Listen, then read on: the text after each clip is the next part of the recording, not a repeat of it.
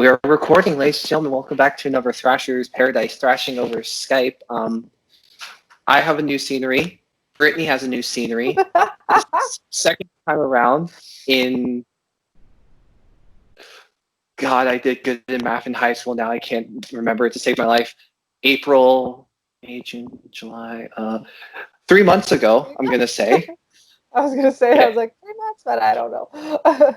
Yes, 3 months. April 25th. Nice. Oh, okay. Yeah.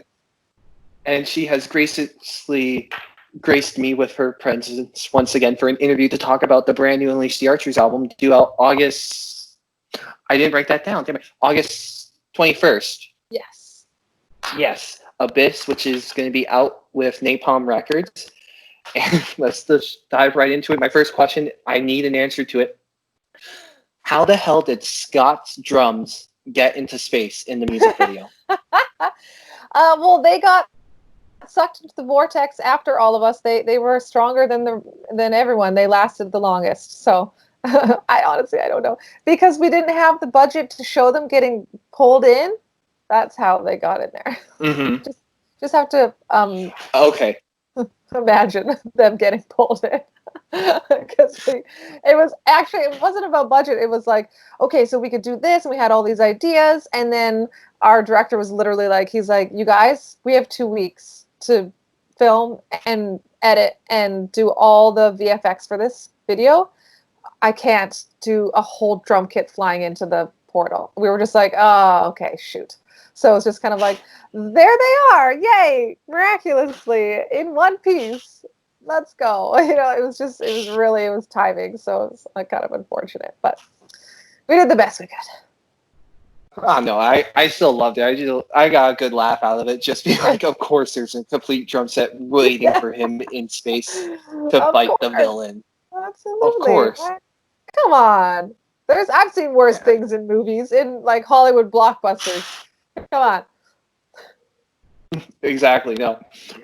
Now, what I find really cool about this, because with our interviews, we go all over the place. You remember this from last time. What I find great about this kind of, when you get the pre-orders, especially when you do it with Napalm Records on the website, you get entered into a draw to play D&D with you and the rest of your bandmates. Yes. So my first real question with that is, whose idea was that? Was that your own idea, or was that Napalm's idea, or was it a collective idea together? Well, I had told Napalm about this plan that I had to write an adventure guide for Abyss, because so many people had come to me as D&Ders saying, oh, I'm doing this campaign. It's all about Apex. Can you give me more ideas? Can you tell me what the real story is behind this or that? Or what are the names of the brothers and that kind of thing? Lots of stuff. So I was like, oh, wow, we have a lot of D&D fans. So I was like, okay, why don't I do an adventure guide for Abyss? I'm so sorry, but you kept cutting in and out throughout that entire answer. Oh, no. Okay. Sure. I'll still cutting out? Yeah. Am I good? Sadly. You're good right now.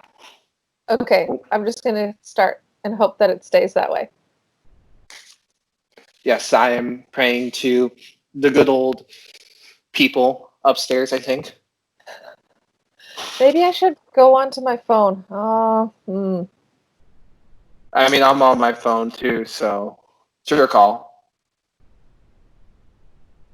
Okay, let's try, and if it doesn't get choppy, then we'll keep going, and if it does, then I'll reconnect. Okay? Okay. So, I had actually had this idea to do an adventure guide for Abyss, because we had so many people come to us as D&Ders saying, that they were really big fans of Apex and they wanted to do a campaign around it, and just asking for more details and like, what's the story behind this? And, what are the names of the brothers? And, like, just lots of cool stuff like that. And so I didn't realize that we had so many fans that were D&D fans, players, whatever. And I was just kind of like, this is really cool. Maybe I should try and write something for them. So I said to Napalm, I was like, I'm working on a D&D adventure guide. And then our PR girl over there was like, oh, no way. Like, she's a super nerd, just like I am. And she's like, why don't we do a contest? She's like, and then people can play through your guide once you've finished it with you and the band. I was like, no way. That's a really great idea. So it was kind of like, she is awesome at PR, and I am a nerd that likes to write things. So it was like, together we are the ultimate force. That was basically it. Yeah. Well, when I found out about it, I got upset with myself because I already pre-ordered everything through indie merch. Oh yeah. See, no, I'm gonna see if we can throw our names in the hat as well. They're getting a list of all the sales from us anyways because we have to report it to SoundScan. So I'll just be like, yeah, that list that we sent you, pick a name from those as well. Those lists. So maybe I'll see what we can do. I think we can pull a few strings. But no, I just compliment you both, you and your PR person from Napalm. Just I think that is the most power metal and coolest idea ever. Just to have a D&D contest where you get to basically play through the album. I just think that's a really cool concept, and it's something completely different. And now, as we transition from talking about being in the apex to now entering the abyss, the first song off of the new album, not surprising enough, was Abyss, the second track, technically, off of the new album, because interludes count as songs. They do. Well, and this one's it's pretty much a song. Waking Dream is really, it is like an interlude, but it's also kind of it's a song. It's more of a song than we originally meant for it to be. So it's kind of weird. But yes, Abyss is the second track, technically. But yeah. Technically. Sorry, I have to be that interviewer that's technical. How? It's important. Yeah, I try to impress you with with actually researching, because you're like up here with the bands I interview, and the majority of the bands I do interview are here. So I actually step up my game for you. Yeah, nice. I like it. Always got to challenge oneself. Yeah, of course, and I know our first one went really well, as you said. I'm not saying it. You said it, so I'm just. But no, just I still don't expect to get like interviews with like bands like you again. And when this came around, it was just like, oh, okay, okay, yeah. Words. What are words? What's English? I think I passed it. Yes. What? But no, back to the album. This album's going to be really special just from that first track alone. You can tell. And reading the YouTube description you did have for the music video of Abyss, saying that this song was the opening riff was written at near or in the writing process of Apex, you knew right off the bat it was going to be on the next album. What gave you that like inner instinct, like, we need to save that? It was really just kind of about the emotion behind each half, really. So I wanted a particular feeling underneath Apex the whole time. Sort of this dark foreboding is kind of really what I wanted the whole foundation to be. And Abyss did not say that to me. I mean, it could maybe to others, but to me, that was like a New Horizons kind of feeling, you know? It was like, ooh, what is this? What is this out here? And so that really was kind of, like I said, it inspired the song so much. And the story was already written, but just hearing that riff kind of changed it a little bit for me. And they were, I always wanted one to be sort of fantasy terrestrial, and the other one to be sort of science fiction and celestial. And so they were always going to be out in space, but it was like how they were going to get there was still up in the air and all that sort of stuff. So that riff just said to me, like, oh my God, this is the second awakening is what this riff is, not the first. And so I knew right away that it was meant for the other record. So Andrew begrudgingly put it in his bag of riffs and put it aside. So felt really bad for that. But I just, yeah, I love that riff, and it's still, Matt. When I first heard that song, I cried because I was just like, this has been whatever 4 years of work, and now I finally Mhm. get to hear it finished. So it was really, yeah, it was a kind of crazy moment. And speaking on the number 4, this is your 4th release under the Napalm brand. Has that set in yet that this is your 4th release with Napalm? Not really. No, I didn't even think about that. That's super weird. Um, it doesn't feel like it's been that long, or even not. Ooh, weird.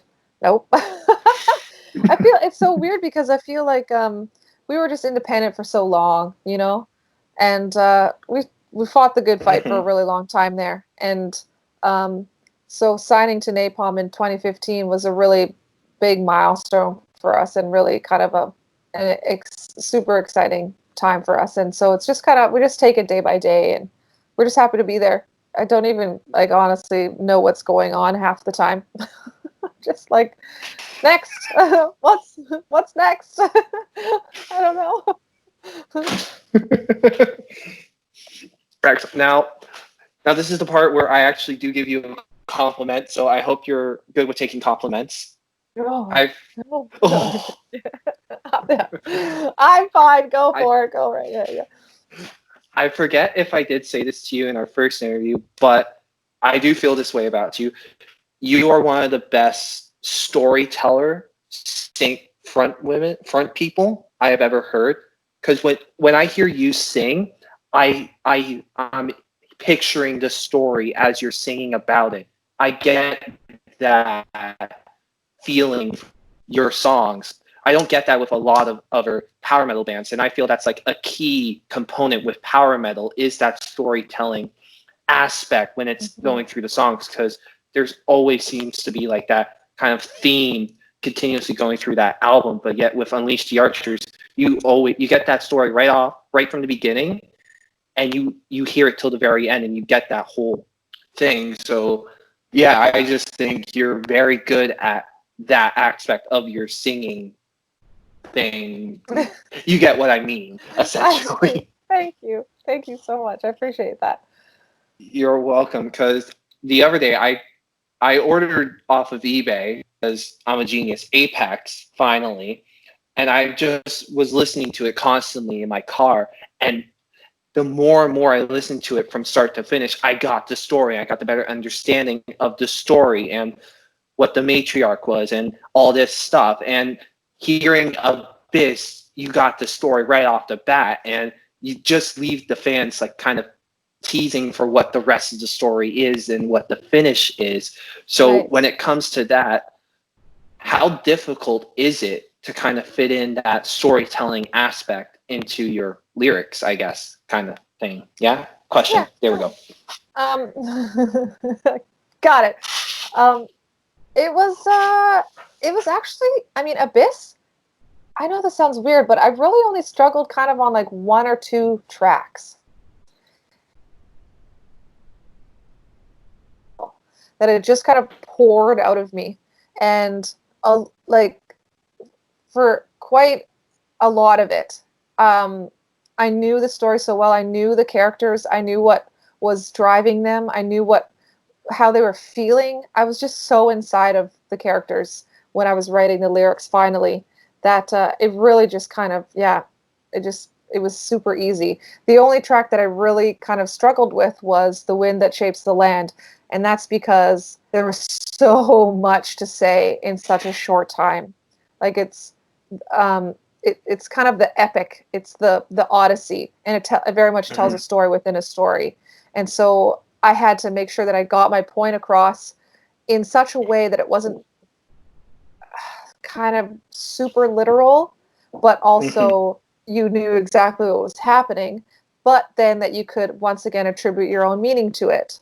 That's very important to me when it comes to writing lyrics. So that was really the only song where I was like, oh my God, how am I going to get this all out? And it is like an 8.5 minute song, but still I struggled. And it was really funny because Andy kind of wrote it, and I was like, oh, this is what I'm really feeling. Like, a lot of parts like this, like, uh, I can't remember exactly like the influences, but once again, it was kind of one of those songs where I was like, I want it to be like Iron Maiden, where it just keeps going and parts change and things are just constantly moving around. And he was like, okay, sure. And he handed it to me. He's like, okay, sing over every part.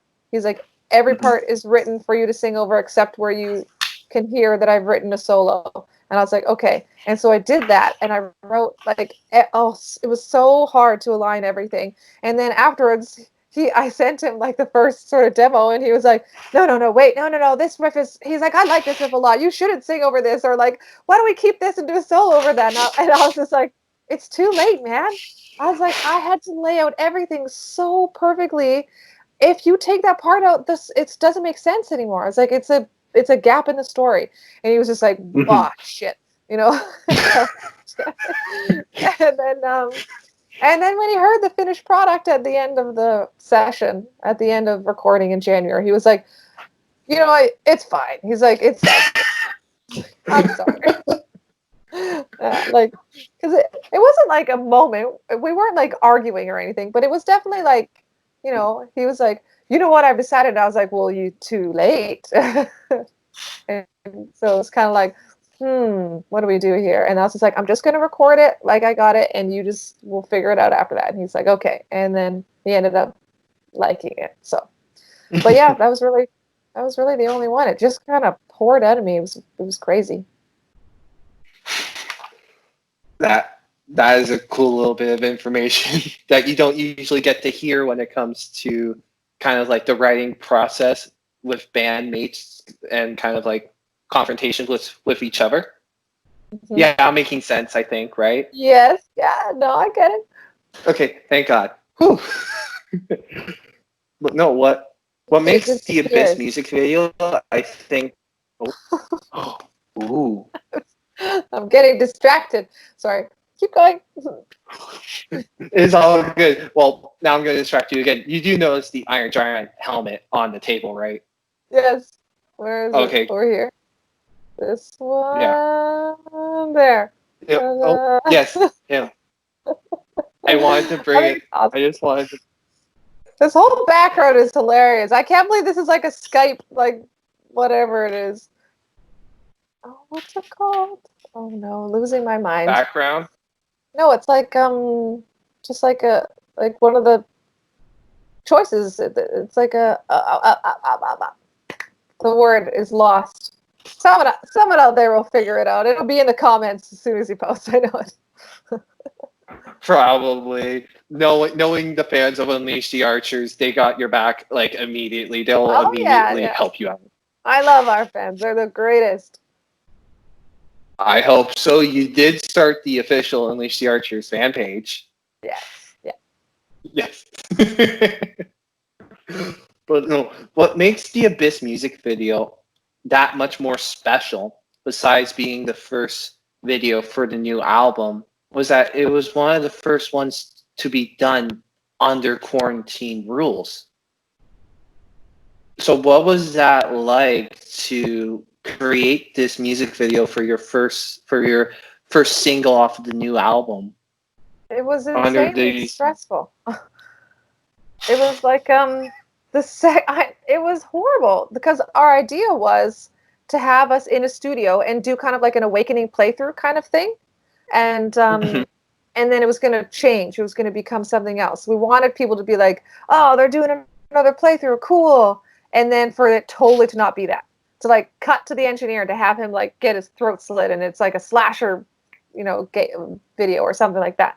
And but we couldn't do that because none of the studios were open. We weren't even allowed to see our director because he was outside of our bubble or whatever. And so we just had to kind of sit on it and wait.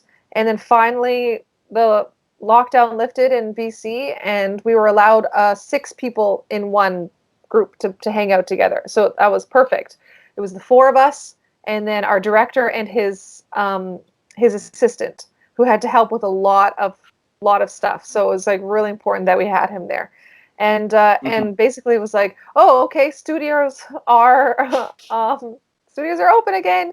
We booked like the first one we could get into, and had to like throw the whole idea out the window of it being a slasher fic because there would have been too many scenes and locations and things, and it was just way too detailed. So it was kind of like, okay, what can we do in this one place, and what can we do that can be edited in 2 weeks? Because that was how quickly it was until the first single was coming out. It was like lockdown was up, first single was out in 2 weeks, and so we just took one like 10-hour filming day in the studio and basically left the rest of it up to Scobie and a couple of his friends from work who are all like VFX guys. And yeah, it was really, at the end there, I was like, okay, we got 10 minutes. And we're like, what are the scenes we need to do? Like, do we have everything? Like, oh my God, like get out of the studio, or we have to pay for more time. And it was just, yeah, it was very stressful. But luckily, I think it worked out. I mean, there was a lot of people that are like, why are you getting sucked into a vortex? And it's just like, I don't know. That was the idea that we had, and that was what worked, and that was what you know, like, you try filming a music video in quarantine, yeah. I can't. I don't have a band. Get on it. You try forming a band in quarantine. Yes, ma'am. Well, if you excuse me, I now have to start a band. I gotta get on that immediately, so I'm kidding. I'm not leaving because this interview is too important to me, and she slightly intimidated me, even though I know she was joking. I think. I didn't mean to. It's the background, isn't it? It's the lab. I'm kidding. No, but from Abyss music video to now the Soulbound music video. Yeah. Now, what? So, I guess just talk me through like the big differences between creating the Soulbound video and then the Abyss video under quarantine things. So quarantine was really hard for Soulbound because the scenes that we had booked for like the character parts, that that location was booked like before we had even gone on tour. So it was a month after we got back from everything, and it was kind of like, okay, we have this date still, like, what do we do? Do we do this? And it got down to the point where it was either we film it or we may not be able to get back in there again. And so, but then of course, because we were having to travel to do that, Grant couldn't be there. So it was kind of like, well, crap. So then what we did is we filmed all the playthrough stuff, like social distancing, and then, but the character stuff, we had to like be around each other. So again, it was a super small crew. We had the two directors, and then the band, and then we had that one guy that played that sort of extra, and and we didn't even like talk to him at all. Like, it was really weird. It was just like he came in and did his part, and then was like from across like the outside the venue thingy, he was just like, oh, it's nice to work with you guys. Like, yeah, okay, bye. And yeah, it was so weird. And then the scenes with where we were all like in the Soulbound realm or whatever, we did at like 2 a.m. in the middle of the night with. It was intense, but we managed to bring it all together and figure it out, and just kind of, it got filmed in like so many different pieces and chunks and stuff, so it was really kind of annoying, but pulled it all together at the last minute. It was really really nice of Adam and Danny, the directors, to agree to be in it, because originally we were supposed to have more extras involved, and but because we couldn't, we had, they agreed to come in and be those parts, so that it wouldn't be that more than that 6-person bubble that we were allowed to have. So they really kind of stepped up on that one, and the whole thing was just like, oh my God, like freaking troubleshooting and problem solving, like the whole way through. So it was yeah, the whole thing has been super awesome. I can tell by the tone in your voice that you've appreciated this whole experience. Yes, exactly. Yeah, definitely. It's been so awesome. So thanks, COVID. But Yep. we've done a really great job of it over here in BC. Like, we've got a lid on things, I think. Kind of got a handle on it. There was some uptick after Canada Day, after some beach celebrations in Kelowna, but other than that, yeah, we've been doing pretty good. So, there's a reason why all of those regulations and everything were put in place, and there's a reason why, we've followed them. So it's a good thing. Yeah. Awesome. I'm glad to hear that. I'm glad to hear that you are doing okay during this kind of like hectic time period thing. Yes. Tumultuous. Yes, man. That's a word way out of my league in vocabulary. Well, now it's in there. I probably won't remember it until I see the video again. Nice. Okay. Yeah, that's great. I am going to associate this word with this music video. Oh, great. Well, whoopsie. I meant the interview video. Same thing, basically. Yes, but back to the album. One of the main things I saw from it was its impeccable and beautiful art. Hello, Kevin. I just want to peek at her. Do you want to see my neat background? I'm just gonna say hello. This is my stepdad. Hello. I can't hear you because you got headphones on, but I want to bet. Okay. Night, Kevin. Good night. Thanks for popping in. She says thank you for popping in. Anytime. Says anytime. But now, when it came to this, the one thing that really popped out besides the amazing single was the beautiful artwork. Who is yeah, I said that right. Yes, I said it politically correct. Who is? Yes. Okay. Jesus. Sorry. Who is the mastermind behind this amazing artwork? Well, it was done by Adam Burke from Nightjar Illustration. So you can find him on Instagram with Nightjar. I think if you just Google that, you'll probably find it. And he's incredible. We found him through a couple album covers that we saw. We were just kind of scrolling around looking because the guy that did Apex was unavailable to do this one. So we were like, okay, well, why don't we just try something different but maybe kind of similar. And we found Adam, and we just really liked what he was doing. And so I basically kind of wrote the whole scene out as like an excerpt from a novel. I was like, so this is what's happening, and this is what I want you to create. And here's some photos that are kind of like, this is what is like the inspiration for the artwork, and then just add whatever you have to it. And he did a killer job, like amazing job. And I think that it's perfect. Some people might say like, that doesn't look like the cover of a metal record, but like, why? There's too many rules in life as it is. So why do we have rules about what the album cover of your record can look like? Anyway, so I'm in love with it. I think it's awesome, and I really love that it looks like a 1970s like dime store sci-fi novel. That's kind of my favorite thing about it. So yeah, I think he did a stellar job. I mean, to let you know, I love it so much that it's actually the lock screen on my laptop. So nice. I mean, that's awesome. I think you made the right choice. I know, because I posted that in the fan group because everyone was like, "Oh, that's so cool," and I was like, "Okay, here you go." And it's like desktop background, everybody, if you want it, because it is really quite stunning what he did. Yeah. Sorry about that. And on top of other artwork on your indie merch site, you uploaded 2, or I guess technically 4 new T-shirts, black and white, of kind of like a battle scene broken up, and then you unveiled a poster of the entire scene together. What got you all to collectively want to create this sort of battle scene and then print it for merchandise and then have it as a little poster? Well, that was all Bo. Bo Bradshaw, the guy that does all of our shirts. And I said to him, new album.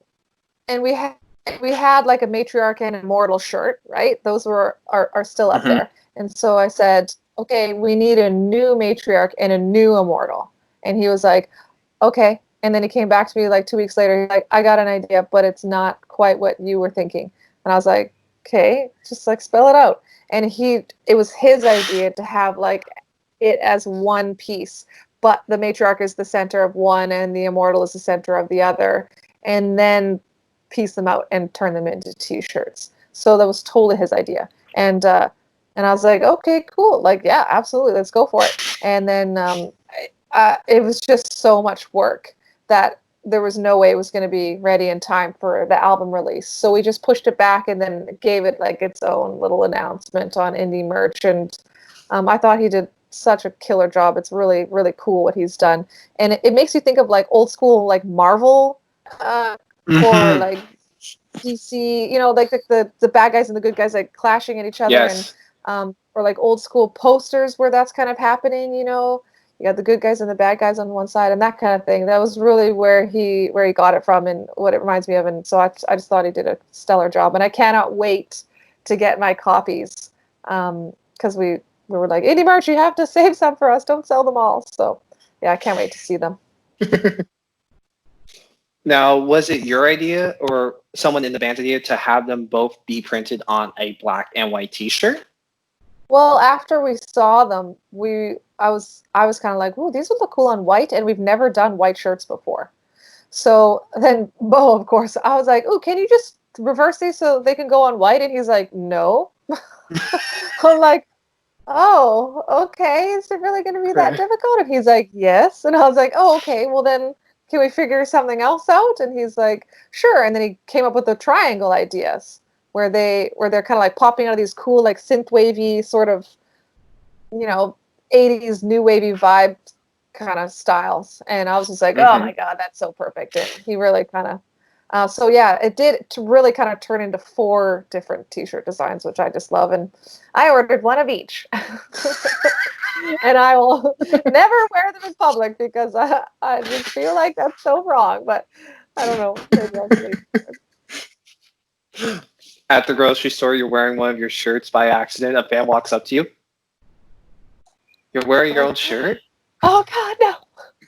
Yeah, right? So bad, so bad. But, man, I just love that matriarch one on white with the green and the blue and the everything. I just think it looks super cool. Really just wish that I didn't have that rule where I'm not allowed to wear my own stuff. Someday. No, believe me, we are kind of trying to get into some of our own merchandise here at Thrashers Paradise, and I have that like mentality as you as well, where it's just like I don't feel comfortable wearing it in public, but it's like I have to self-promote, I guess. Yeah, I don't know. I feel like it's different for you because it's more of a product. I mean, not that a band isn't a product, but you know what I mean. Like I just feel like I know what you mean. It's just like wearing your own band shirt is kind of like, oh, I don't know. Why would you do that when you have the chance to promote someone else's band? You know what I mean? I don't know. It's kind of weird. It's probably totally weird. But honestly, the only band to me that can wear their own merch is Iron Maiden and maybe Metallica, but not Lars. Just James. James can wear his own shirt all day long. I don't feel passionately about that at all or anything. No, I couldn't tell. Now, if I have time for it, am I allowed to ask you 2 more questions? Yes, yeah. Yes. Okay, excellent. Now, a lot of bands nowadays seem to be on the idea of merchandise, seem to be on the point of reinventing themselves and setting themselves apart from everyone else. Recently, fellow Napalm record band things, Warbringer came out with a skateboard with the new with their new album, on the Jesus, I can't speak tonight. I'm going 1,000 miles up here, and then it's like, anyways, they came out with a skateboard with the album artwork on it. Rammstein's, they do their own thing, bunch of weird stuff. For you personally, what would be the one unique piece of merchandise you would love to have the Unleash the Archers brand on one day? Oh, well, I mean, I really want to like write the graphic novels, but that's not necessarily like a piece of merch that I'm excited to sell. It's just something that I want to be available to everyone. So I think something that would be really fun is like, oh, I don't even know, pillowcases and like bedding. Bedding? Yeah. I think that'd be fun. I don't know. Would you buy a Unleash the Archers pillowcase and sheet set? I don't know. If it was I don't know. reasonably priced, yes. There's so many. My mother had the most hilarious idea. She's like, Brittany, you should put yourself on a towel. I was like, what? She's like, yeah, like that cute promo photo that you have where you're like holding your hand out. She's like, just put it on a towel. I was like, so like people are buying a towel to lay on top of me, and then she's like, yeah, maybe that's not so right. And I was just like, but maybe Bo Bradshaw's thing on a towel might be kind of cool. Maybe a Or, beach blanket. yeah, like a beach blanket, that'd be cool. Or a shower curtain. Put the artwork on a shower curtain. That'd be neat. Have you ever thought about a hockey jersey for Unleash the Archers? No, that's kind of cool though. You should just be our merch guy. Just keep coming up with all the ideas. I Make it know you're happen. joking, but I would seriously do that. I would seriously. Just send me an email every time you come up with an idea. I'll give you 1% royalty. Just send me one item for free, and and we'll call it even. Same thing. Probably the same thing. Yeah. Essentially. And one last question to ask. Last time around, I asked you what kind of beer would Unleash the Archer be, and what would be the name of it. If you remember that kind of fun little question we did, we got another one, but a bit different. Now, you know ABBA, right? Yeah. Oh yeah. And everyone knows the infamous Mamma Mia play turned into a movie. Unleash the Archers, a lot of your albums happen to be kind of concept albums in a way, where there's a certain story being told. Now, if there ever came a time where one of your albums got picked up to be brought into a different kind of adaptation, like a book or even a movie or television series for like Netflix, because Netflix buys everything. Yes. Which album do you see being the most ideal one to be picked to be turned into like an on-screen adaptation or so on and so forth? I don't know. That's a really hard question because I think Apex and Abyss are really cool and they could be adapted to something, but Demons of the Asteroids could also be adapted to something pretty easily because that one's kind of neat too. And I have a lot of ideas around that one that could kind of continue it on. So that's a hard question.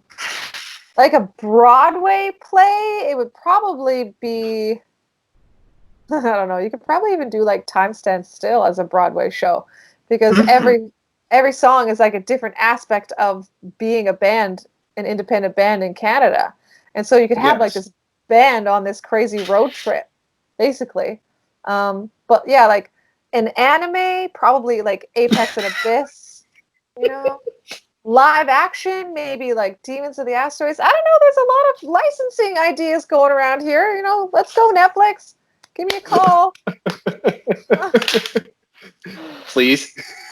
Yeah, no, totally. Not gonna lie, I kind of picture Apex and Abyss being like kind of a Lord of the Rings kind of situation. It feels like it could be broken down into like maybe two movies each album. So then you just have like this kind of 4-movie thing to watch, enjoy, and then be like, now what do I watch next? Yeah, right? Yeah. Yes. I agree. Awesome. Brittany, thank you so much again for allowing me the opportunity to interview you once again for Thrashers Paradise. Is there anything you would like to say to the lovely people watching this on YouTube? Just thanks. And thanks for your support. And head over to indiemerchstore.com if you want to pick up the new album or napalmrecords.com. And come hang out with us on Twitch.